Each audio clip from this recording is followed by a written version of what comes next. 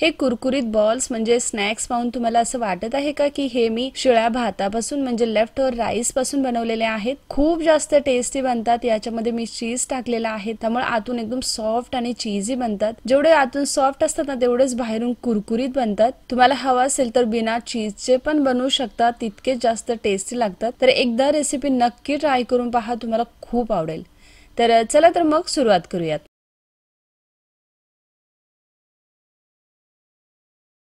तर इथे मी एक मिक्सिंग बोल घेतलेले आहे, त्यामध्ये घेतलेला आहे 1 कप भात। शिळा भात घेऊ शकता किंवा ताज्या भातापासून पण बनवू शकता, असं काही नाहीये की याला शिळाच भात लागतो। आता त्यामध्ये मी एक छोटा कांदा बारीक कापून टाकलेला आहे आणि त्याचबरोबर 2 मोठे चमचे बेसन पीठ आणि बारीक कापलेली एक मुठ्ठी भरून कोथिंबीर घेतलेली आहे आणि एकदम बेसिक से मसाले पाहिजेत, जसे की अर्धा छोटा चमचा लाल मिरची पावडर, 1/4 टीस्पून चाट मसाला नसेल तर लिंबूचा रस किंवा आमचूर पावडर पण घेऊ शकता। आणि या स्नॅक्सचा रंग छान यावा म्हणून मी 1/4 टीस्पून हळद टाकलेली आहे आणि एकदम थोडंसं मीठ, कारण भात शिजवताना पण मीठ टाकलं जातं। आणि ही आहे 1 चमचा आलं आणि हिरव्या मिरचीची पेस्ट, म्हणजे अर्धा इंच मी आलं घेतलं होतं आणि 2-3 मिरच्या घेतल्या होत्या, त्याच मी मिक्सरला फिरवून घेतलेल्या आहेत। आता हे सगळं छान मिक्स करायचंय आणि हाताने छानपैकी मॅश करून घ्यायचं आहे। जसं जसं आपण याला मॅश करतो किंवा मळून घेतो तसं तसं हे एकजीव होतं, म्हणजे जसं पीठ मळून घेतल्यानंतर त्याचा कसं एकजीव होतो तसंच हे मळून घेताना पाणी बिलकुल नाही वापरायचंय। तर हे बघा किती छान असं याचा घट्ट गोळा झालेला आहे। आता याचे छोटे छोटे पोर्शन काढून तुम्ही डायरेक्ट कढईमध्ये फ्राय करू शकता। मी हे पकोडे अजूनही चीजी किंवा अजूनही छान होण्यासाठी छोटासा बॉल बनवलेला आहे आणि त्याला आपल्याला एका वाटीचा शेप द्यायचा आहे। आता मध्ये चीजची क्यूब ठेवलेली आहे आणि याला वरून असं छान सील करून घ्यायचं आहे, म्हणजे पकोडे फ्राय केल्यानंतर चीज बाहेर येणार नाही। आणि परत याला छान असं बॉलचा शेप द्यायचा आहे, हे बघा याप्रमाणे। तर बस याच पद्धतीने मी सगळे बॉल्स बनवून घेणार आहे। जसं की मी सुरुवातीला सांगितलं होतं, बिना चीजचं पण हे पकोडे तुम्ही बनवू शकता।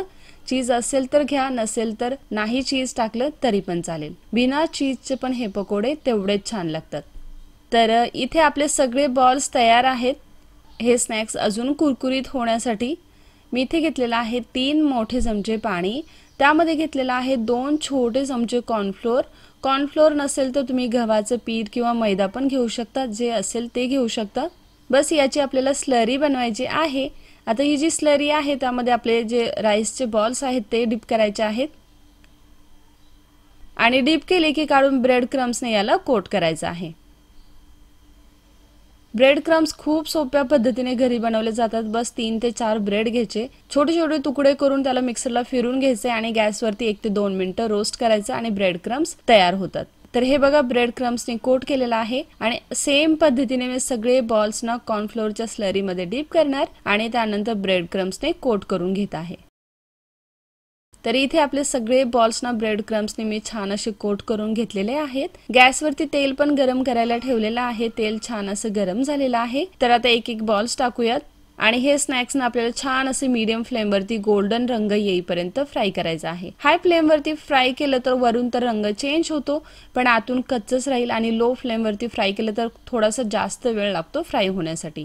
आणि एकसारखं याला मिक्स पण करत राहायचं नाहीये, बस मधून मधून साइड फ्लिप करायच्या, म्हणजे सगळीकडून छान असा गोल्डन रंग येईल।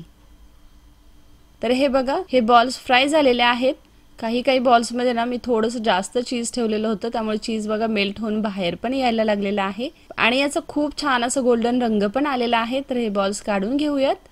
बघा किती छान दिसत आहेत, किती कुरकुरीत बनलेले आहेत। तर बस हे सगळे बॉल्स मी काढून घेतलेले आहेत आणि सेम पद्धतीने मी दुसरी बॅच पण फ्राय करून घेणार आहे।